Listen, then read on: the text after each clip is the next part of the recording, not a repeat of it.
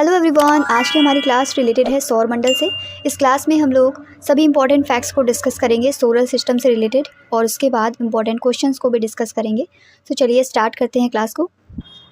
सबसे पहले अगर बात करें कि सौर मंडल क्या है, यानी कि व्हाट इज़ सोलर सिस्टम, तो जो हमारा सूर्य होता है उसके चारों ओर चक्कर लगाने वाले जो डिफरेंट प्लैनेट्स हैं, यानी जो ग्रह हैं, क्षुद्र ग्रह हैं, धूमकेतु हैं, और इसी के साथ साथ जो उल्का हैं और अन्य जो आकाशीय पिंड होते हैं, इनका समूह कहलाता है सोलर सिस्टम, यानी कि सौर मंडल। सोलर सिस्टम को अगर हम देखें तो इसके फोकस पर होता है सन, और इसके अराउंड ही सारे प्लैनेट्स जो हैं वो रिवॉल्व करते रहते हैं। अगर सन की बात करें तो ये एक गैसीय गोला है जिसमें हाइड्रोजन होती है 71% अराउंड, और इसी के साथ साथ इसमें हीलियम है इसमें 26.5% अराउंड, और जो अन्य एलिमेंट्स हैं वो मौजूद होते हैं 2.5% के अराउंड। सन का जो सेंटर होता है उसको कहा जाता है क्रोड, यानी कोर कहते हैं। इसका टेम्परेचर होता है 1.5 × 10⁷ डिग्री सेंटीग्रेड। सन की जो आउटर लेयर होती है, यानी बाहरी सतह, इसका तापमान होता है 6000 डिग्री सेंटीग्रेड। सोलर फ्लेयर्स जो होती है, जिन्हें सौर ज्वाला कहते हैं, इनको नॉर्थ पोल पर क्या कहा जाता है? बहुत ही इंपॉर्टेंट पॉइंट है, ये अक्सर एग्जाम में पूछा जाता है। सोलर फ्लेयर्स को नॉर्थ पोल पर कहते हैं ऑरोरा बोरियलिस, और जो साउथ पोल होता है उस पर ऑरोरा ऑस्ट्रेलिस कहते हैं। इसको कैसे ध्यान में रखेंगे? हमारी जो अर्थ है इसका नॉर्थ पोल और साउथ पोल, अगर हम लोग देखते हैं तो जो नदर्न हेमिस्फीयर है और सदर्न हेमिस्फीयर है, तो सदर्न हेमिस्फीयर की तरफ यहाँ पर ऑस्ट्रेलिया पड़ता है। सिर्फ याद करने की ट्रिक है, तो ऑस्ट्रेलिया कहाँ पर पड़ता है? सदर्न हेमिस्फीयर में, तो इसे ऑरोरा ऑस्ट्रेलिस कहते हैं, दक्षिणी ध्रुव के जो सोलर फ्लेयर्स होती हैं उनको, और उत्तरी ध्रुव पर ऑरोरा बोरियलिस कहते हैं। याद करने के पर्सपेक्टिव से आप ऑस्ट्रेलिया के सेंस में याद कर सकते हैं, ऑस्ट्रेलिस, ऑरोरा ऑस्ट्रेलिस कहते हैं इसको साउथ पोल पर, और नॉर्थ पोल पर ऑरोरा बोरियलिस कहा जाता है। नाउ अब हम लोग डिस्कस करेंगे सौर मंडल की पिंड के बारे में। अंतर्राष्ट्रीय खगोल शास्त्रीय संघ, जिसे इंटरनेशनल एस्ट्रोनॉमिकल यूनियन कहते हैं, IAU, इसका जो प्राग सम्मेलन हुआ था 2006 में, इसके अकॉर्डिंग हमारे सोलर सिस्टम में जो मौजूद पिंड हैं उनको 3 कैटेगरीज में डिवाइड किया गया है। कौन कौन सी वो 3 श्रेणियां हैं? तो पहले आते हैं परंपरागत ग्रह, जिसमें सभी ग्रह शामिल हैं, जैसे बुध, शुक्र, पृथ्वी, मंगल, बृहस्पति, शनि, अरुण, वरुण। और इसके बाद में आते हैं बौने ग्रह, जिसमें प्लूटो शामिल है। प्लूटो पहले ग्रहों में शामिल था, अब ये बौने ग्रह में आता है, यानी कि डॉर्फ प्लैनेट है। चेरॉन, सेरस, 2003 UB 313, ये सभी जो है बौने ग्रह हैं। लघु सौरमंडलीय पिंड, जैसे धूमकेतु, उपग्रह और अन्य छोटे खगोलीय पिंड होते हैं, ये सभी लघु सौरमंडलीय पिंडों के अंतर्गत आते हैं। तो ये 3 कैटेगरीज हैं सौरमंडल के पिंडों की। आगे डिस्कस करेंगे जो हमारे प्लैनेट्स होते हैं, यानी कि जो ग्रह हैं, इनको 2 भागों में विभाजित किया गया है। कौन कौन से? पहले होते हैं इनर प्लैनेट और दूसरे होते हैं आउटर प्लैनेट, जिन्हें जोवियन प्लैनेट भी कहते हैं। इनर प्लैनेट या फिर टेरेस्ट्रियल प्लैनेट भी इनको कहा जाता है, यानी पार्थिव या फिर आंतरिक ग्रह। आंतरिक ग्रह कौन कौन से होते हैं?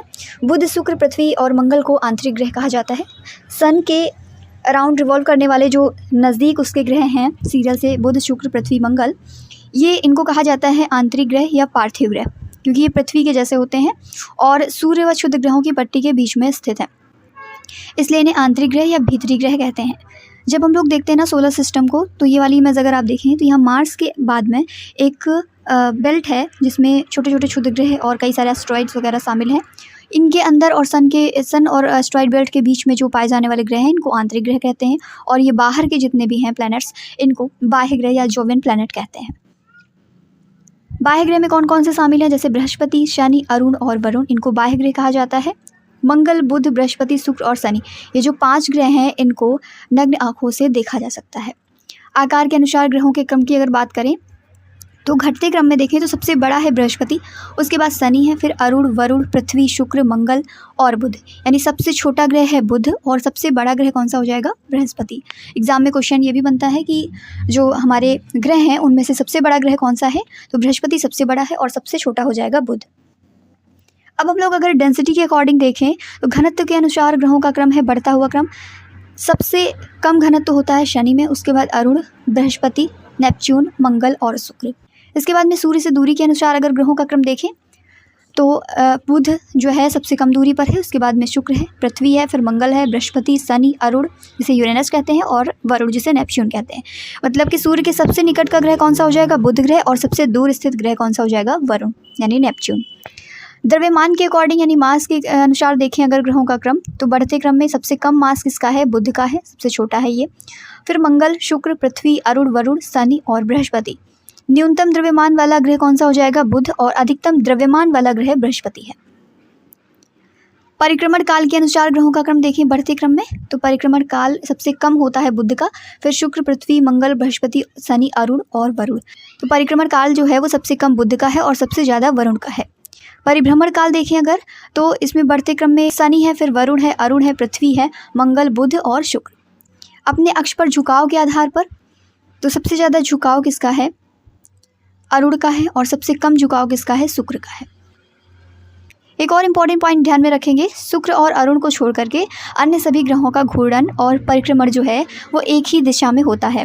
शुक्र और अरुण के घूर्णन की दिशा की बात करें तो ये पूर्व से पश्चिम की ओर है, क्लॉकवाइज है, क्लॉकवाइज डायरेक्शन में मूव करता है ये। और अगर बात करें अन्य सभी ग्रह तो इनके घूर्णन की दिशा एंटी क्लॉकवाइज है, इस डायरेक्शन में। Okay, now one by one हम लोग सभी प्लैनेट्स को डिस्कस करेंगे। सबसे पहले डिस्कस करते हैं मरकरी को। मरकरी जो है यानी बुध ग्रह, ये सूर्य के सबसे नज़दीक का ग्रह है और सूर्य के निकलने के 2 घंटे पहले ही ये दिखाई दे जाता है।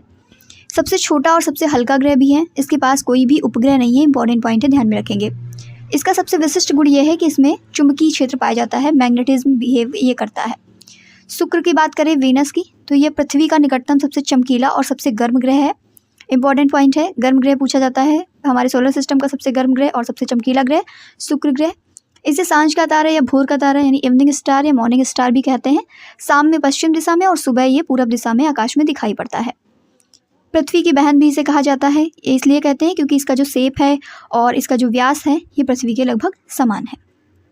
पृथ्वी की अगर बात करें तो पृथ्वी आकार में 5वां सबसे बड़ा ग्रह है। इसका अक्ष उसके कक्षा तल पर बने हुए लंब से जो परपेंडिकुलर है, इससे इसकी एक्सिस 23.5 डिग्री झुकी हुई है।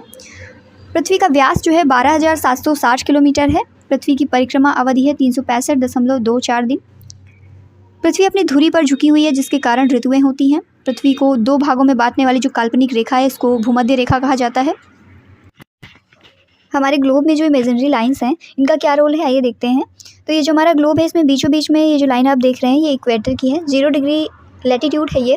जितनी भी इस तरीके की लाइंस हैं इनको लैटिट्यूड कहा जाता है और जो परपेंडिकुलर लाइंस हैं इनको लॉन्गिट्यूड कहते हैं इस तरीके से। तो ये हमारी लॉन्गिट्यूड्स हैं और लेटी हुई लाइंस जो हैं वो लैटिट्यूड होती हैं।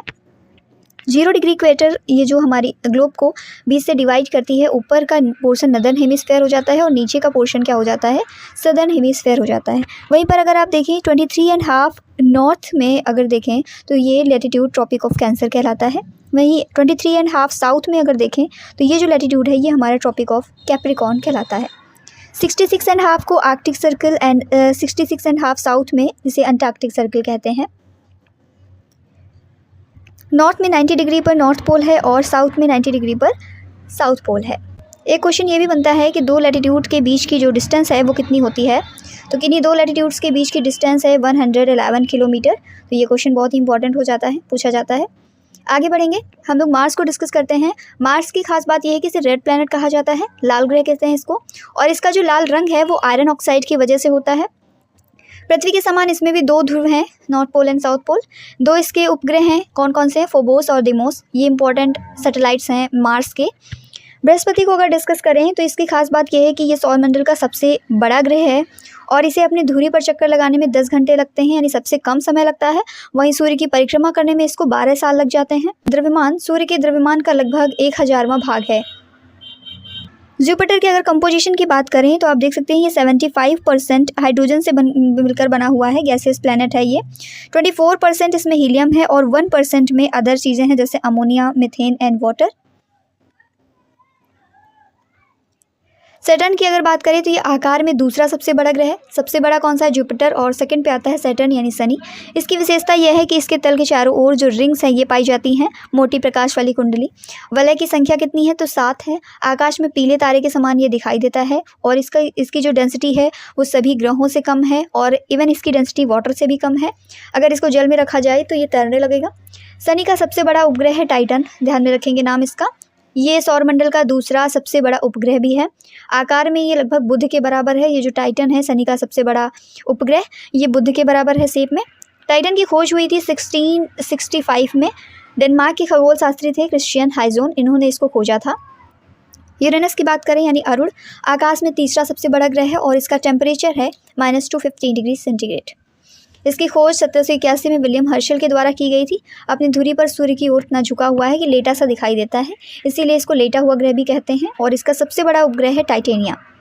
वरुण की अगर बात करें यानी नेपच्यून, तो इसकी खोज हुई थी 1846 में। जर्मन खगोलज्ञ थे जहान गाले, इन्होंने इसको खोजा था। नई खगोलीय व्यवस्था में ये सूर्य से सबसे दूर स्थित ग्रह है। इसके पहले प्लूटो हुआ करता था, जो कि अब ग्रहों की श्रेणी में शामिल नहीं है। ये हरे रंग का ग्रह है, यानी हरे रंग के प्रकाश को उत्सर्जित करता है। इसके चारों ओर अति शीतल मीथेन का बादल छाया हुआ है, इसी वजह से इसका कलर जो है वो ग्रीन है। सो नाउ अब हम लोग हमारे अर्थ के सैटेलाइट चंद्रमा के बारे में डिस्कस करेंगे। ये अर्थ का नेचुरल सैटेलाइट है, यानी प्राकृतिक उपग्रह है एकमात्र, और 5वां सबसे बड़ा प्राकृतिक उपग्रह है ये पूरे सोलर सिस्टम का। चंद्रमा पर अगर सबसे ऊंचे बिंदु की बात करें तो इसके साउथ पोल पर माउंट लिबनिज है, जो कि चंद्रमा का सबसे ऊंचा बिंदु है। पृथ्वी और चंद्रमा के बीच की जो न्यूनतम और अधिकतम दूरियां हैं वो हैं क्रमशः 3,63,300 किलोमीटर, ये सबसे न्यूनतम दूरी है, और सबसे अधिकतम दूरी होती है 4,05,500 किलोमीटर। चंद्रमा हर 27 दिन 7 घंटे और 43 मिनट में पृथ्वी की पूरी परिक्रमा करता है। चंद्र ग्रहण पूर्णिमा के दिन होता है, और ऐसी कंडीशन तब होती है चंद्र ग्रहण की जब पृथ्वी आ जाती है चंद्रमा और सूर्य के बीच में। चंद्रमा और सूर्य के बीच में क्या आ जाती है, पृथ्वी आ जाती है, तब चंद्र ग्रहण की घटना देखने को मिलती है। जब चंद्रमा पृथ्वी के सबसे करीब होता है तो इस स्थिति को पेरिजी कहा जाता है। और ये कंडीशन कब बनती है, जब पृथ्वी और चंद्रमा के बीच की दूरी रह जाती है 3,63,300 किलोमीटर, जो कि पृथ्वी और चंद्रमा के बीच की न्यूनतम दूरी है। इस कंडीशन को पेरिजी कहते हैं। वहीं जब पृथ्वी से चंद्रमा सबसे दूरी पर होता है, सबसे ज़्यादा दूरी पर होता है, तो इसे अपोजी कहा जाता है। आप ये डिस्टेंस देख सकते हैं, 4,05,500 किलोमीटर के अराउंड ये डिस्टेंस रहती है अपोजी की। सुपर मून, जिसे पेरिजी मून भी कहा जाता है, इसके दौरान चंद्रमा लगभग 14% बड़ा दिखाई पड़ता है, क्योंकि वो अर्थ के सबसे नज़दीक होता है। इस कंडीशन को सुपर मून कहते हैं, और व्यास में बड़ा हो जाता है, 30% तक अधिक चमकीला दिखाई देता है। पूर्ण चंद्र ग्रहण में पृथ्वी सूर्य की सीधी रोशनी को चंद्रमा तक पहुंचने से पूरी तरीके से रोक देती है। अब हम लोग करंट अफेयर्स में चंद्रयान 3 के बारे में डिस्कस करेंगे। चंद्रयान 3 मिशन जो है ये भारत का चंद्रमा पर भेजा गया तीसरा मिशन है, तीसरा अंतरिक्ष यान है। ये चंद्रमा के दक्षिणी ध्रुव पर सफलतापूर्वक उतरने वाला दुनिया का पहला अंतरिक्ष यान बना है। चंद्रयान 3 को कब लॉन्च किया गया था, तो चंद्रयान 3 को 14 जुलाई 2023 को दोपहर 2:35 पर आंध्र प्रदेश के श्रीहरिकोटा से लॉन्च किया गया था। चंद्रयान 3 में शामिल हैं विक्रम लैंडर और प्रज्ञान रोवर। चंद्रयान 3 के जरिए क्या खोजें की जाएंगी, तो चंद्रमा का जो भूविज्ञान है और खनिज विज्ञान है, बाहरी परत जो है उसका अध्ययन किया जाएगा। चंद्रमा की उत्पत्ति कैसे हुई और उसके विकास के बारे में जानकारी मिलने की इससे उम्मीद है। चंद्रयान 3 जो है ये एक मल्टी पार्ट मिशन है, जिसमें एक ऑर्बिटर शामिल है, एक लैंडर शामिल है जिसका नाम है विक्रम, और रोवर भी शामिल है प्रज्ञान। ऑर्बिटर क्या करेगा, चंद्रमा की परिक्रमा करेगा और चंद्रमा की सतह और उसका जो एनवायरनमेंट है, वातावरण है वहाँ का, उसका अध्ययन करेगा। विक्रम लैंडर चंद्रमा की सतह पर उतरेगा और प्रज्ञान रोवर चंद्रमा की सतह पर वैज्ञानिक प्रयोग करेगा। तो इस तरीके से भारत का ये चंद्रयान 3 मिशन भी बहुत ही इंपॉर्टेंट हो जाता है। अब हम लोग कुछ इंपॉर्टेंट MCQs को डिस्कस करेंगे। प्रीवियसली आस्क्ड क्वेश्चन है, ये प्रीवियस ईयर क्वेश्चंस हैं, डिस्कस करते हैं। पहला क्वेश्चन है हमारा, Lucifer is the another name of the planet. Lucifer जो है वो कौन से ग्रह का दूसरा नाम है, तो ये शुक्र ग्रह का दूसरा नाम है। कई बार ये क्वेश्चन पूछा गया है, ध्यान में रखेंगे। Which planet do not have satellites revolving around them. कौन से ग्रह के चारों ओर उपग्रह जो है नहीं घूमते हैं, तो बुध और शुक्र जो हैं ये ऐसे ग्रह हैं जिनके चारों ओर सैटेलाइट्स रिवॉल्व नहीं करते हैं। ये भी प्रीवियसली आस्क्ड क्वेश्चन है, MTS में भी पूछा गया और CGL में भी आया था। बृहस्पति का द्रव्यमान कितना है, तो बृहस्पति का द्रव्यमान जो है ये सौर द्रव्यमान का 1000वां हिस्सा है। कौन सा ग्रह है जो पृथ्वी के आकार से छोटा है, तो पृथ्वी से छोटे हैं शुक्र और मंगल। वैज्ञानिक चंद्रमा के चारों ओर पतले गैसीय आवरण को क्या कहते हैं, planetary scientist call the thin gases envelope around the moon. इसको कहा जाता है चंद्र बाह्यमंडल यानी लूनर एक्सोस्फीयर। कौन सा ग्रह बाह्य ग्रह नहीं है यानी जोवियन प्लैनेट नहीं है, तो जोवियन प्लैनेट आपको बताए थे कि जो सन के अराउंड रिवॉल्व करने वाले प्लैनेट्स हैं उनमें जो 4 हैं स्टार्टिंग के, बुध शुक्र पृथ्वी मंगल, ये आंतरिक ग्रह हैं। इसके अलावा बृहस्पति शनि अरुण और वरुण ये सभी जोवियन प्लैनेट्स हैं। तो इनमें से जो मंगल है ये जोवियन प्लैनेट नहीं है। इसके अलावा बृहस्पति यूरेनस शनि ये सभी जोवियन प्लैनेट हैं। नेक्स्ट क्वेश्चन, सौरमंडल के ग्रहों के क्रम में मंगल और शनि के बीच में कौन सा ग्रह आता है, तो मंगल और शनि के बीच में आता है बृहस्पति। कौन सा तारा सूर्य के सबसे निकट है, तो प्रॉक्सिमा सेंचुरी जो है ये सन के सबसे नज़दीक है। ब्लड मून का प्रयोग किसके लिए किया जाता है, the term blood moon is use to refer to lunar eclipse. चंद्र ग्रहण के लिए ब्लड मून का यूज़ करते हैं। The approximate diameter of the sun is how many times of the diameter of earth. तो अर्थ की डायमीटर का 109 टाइम्स है। कौन सा सबसे बड़ा मान्यता प्राप्त तारामंडल है? तो सबसे बड़ा मान्यता प्राप्त तारामंडल है हाइड्रा। भौतिकी की वह घटना जब अलास्का और उत्तरी कनाडा जैसे ध्रुवीय क्षेत्रों में आकाश में रंगों का शानदार प्रदर्शन दिखाई देता है तो उसको क्या कहा जाता है? अभी थोड़ी देर पहले एक्सप्लेनेशन में हम लोगों ने सीखा था कि जो हमारी अर्थ है इसका नॉर्थ पोल यहाँ पर होता है और साउथ पोल यहाँ पर है। सो नॉर्थ पोल के आसपास जो हमें सोलर फ्लेयर्स दिखाई देती हैं चमकीली, इनको ऑरोरा बोरियोलिस कहते हैं और साउथ पोल में ऑरोरा ऑस्ट्रेलिस कहते हैं। इसको हमने कैसे याद किया था? क्योंकि हमारी अर्थ में साउथ की तरफ में यहाँ पर ऑस्ट्रेलिया है तो इसे हम लोग क्या कहते हैं? ऑरोरा ऑस्ट्रेलिस कहते हैं। तो यहाँ पर कहा जा रहा है उत्तरी कनाडा जैसे ध्रुवीय क्षेत्र और अलास्का। तो अलास्का और कनाडा कहाँ पर हैं? अगर अर्थ में देखें तो नॉर्थ अमेरिका में स्थित है ये, कनाडा यहाँ पर है और अलास्का भी इधर है। तो ये जो कलर देखा जाता है इसको क्या कहेंगे? इसको कहेंगे ऑरोरा बोरियोलिस। अगर यहाँ पर साउथ में कोई चीज़ होती है तो उसको ऑरोरा ऑस्ट्रेलिस कहते हैं। सौरमंडल में सूचीबद्ध ग्रहों में से कौन सा ग्रह सूर्य से सबसे दूर है? तो डिस्टेंस के क्रम में हमने देखा था सूर्य से सबसे दूर है नेपच्यून। भारत में उर्सा मेजर तारामंडल को किस नाम से जाना जाता है? उर्सा मेजर कॉन्स्टेलेशन को जाना जाता है सप्तऋषि के नाम से। यूरोपा किसका प्राकृतिक उपग्रह है? Europa is the natural satellite of Jupiter. Brihaspati का ये प्राकृतिक उपग्रह है।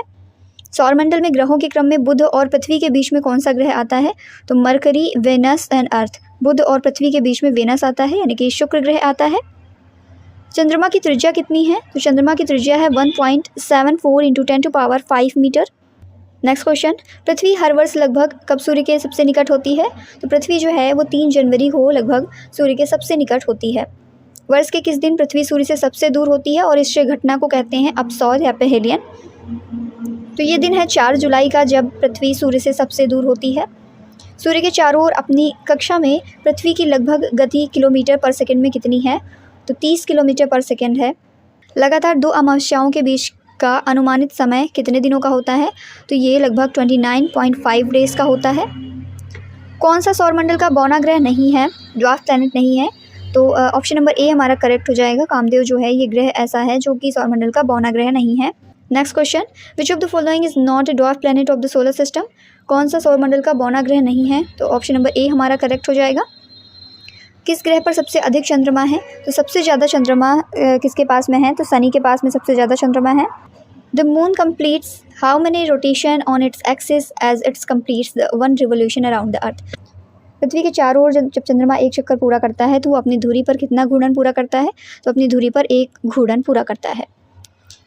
किसे ग्रहों की गति के 3 नियमों को प्रतिपादित करने का श्रेय दिया जाता है? Who among the following is credited with postulating 3 laws of planetary motion? तो प्लेनेटरी मोशन के जो 3 लॉज हैं इनको किसने दिया था? 3 नियम हैं ग्रहों की गति से संबंधित, इनको प्रतिपादित किया था जोहान्स केपलर ने। ग्नोमोन किसका एक हिस्सा है? तो ग्नोमोन जो है ये सनडायल का एक हिस्सा है। Who among the following discovered the concept of expanding universe? विस्तारित ब्रह्मांड की अवधारणा की खोज किसने की थी? तो इसकी खोज एडविन हबल ने की। हबल टेलीस्कोप बना था इन्हीं के नाम पर। स्थलीय ग्रह की पहचान करना है तो इसमें से स्थलीय ग्रह है बुध, टेरेस्ट्रियल प्लैनेट। कौन सा बौना ग्रह मुख्य क्षुद्र ग्रह बेल्ट में स्थित है? तो ऑप्शन नंबर बी हमारा करेक्ट है। सेरेस जो है ये मेन एस्ट्रॉइड बेल्ट में सिचुएटेड है। चंद्रमा पृथ्वी की गति के लिए कौन सा बल जिम्मेदार है? Which force is responsible for the motion of moon earth? तो इसके लिए जिम्मेदार है केंद्राभिमुख बल यानी सेंट्रीपिटल फोर्स। किसमें उपग्रह भूमध्य रेखा के ठीक ऊपर पृथ्वी की परिक्रमा करते हैं? तो भूस्थिर कक्षा है यानी जियोस्टैटिक ऑर्बिट जो है इसमें उपग्रह जो हैं वो भूमध्य रेखा के ठीक ऊपर पृथ्वी की परिक्रमा करते हैं। तो भूमध्य रेखा के ठीक ऊपर जो भी रिवॉल्व करते हैं सैटेलाइट्स वो भूस्थिर कक्षा में यानी जियोस्टेशनरी ऑर्बिट में रिवॉल्व करते हैं। किस तारीख को विषुव पड़ता है? इक्विनॉक्स फॉल होता है 21 मार्च एंड 23 सितंबर में। सौरमंडल का सबसे बड़ा ग्रह कौन सा है? सौरमंडल का सबसे बड़ा ग्रह है बृहस्पति। ब्रह्मांड की स्थिर अवस्था की अवधारणा किस वैज्ञानिक ने सोची थी? तो इस अवधारणा को फ्रेड हॉयल ने दिया था। Which is the most widely accepted model to explain the formation and evolution of the solar system? सौरमंडल के निर्माण और मूल्यांकन को समझाने के लिए सबसे व्यापक रूप से स्वीकृत मॉडल कौन सा है? तो नेबुलर परिकल्पना जो है ये सबसे व्यापक रूप से स्वीकृत मॉडल है सौरमंडल के निर्माण और मूल्यांकन को समझने के लिए। पूर्ण सूर्य ग्रहण के समय सूर्य का कौन सा भाग दिखाई देता है? जब कंप्लीट सोलर इक्लिप्स होता है तो उस समय सूर्य का जो कोरोना पार्ट है वो दिखाई देता है। सूर्य की ऊर्जा का स्रोत क्या है? सूर्य की ऊर्जा का मेन स्रोत है परमाणु संलयन। किस ग्रह को सुबह का तारा मॉर्निंग स्टार कहते हैं? तो मॉर्निंग स्टार कहा जाता है शुक्र को, और इसे ही इवनिंग स्टार भी कहते हैं। इवनिंग स्टार भी इसको कहा जाता है। Morning star and evening star दोनों ही टैगलाइंस इसके लिए हैं। सो आज की क्लास हमारी यहीं पर एंड होती है। वीडियो कैसी लगी कमेंट में जरूर बताएं, अपने दोस्तों के साथ में इसे शेयर करें और चैनल पर नए हैं तो सब्सक्राइब करके बेल आइकन को प्रेस करना ना भूलें, ताकि जो भी इंफॉर्मेटिव वीडियोज़ आती हैं उनकी नोटिफिकेशंस सबसे पहले आप तक पहुँच सकें। Thank you.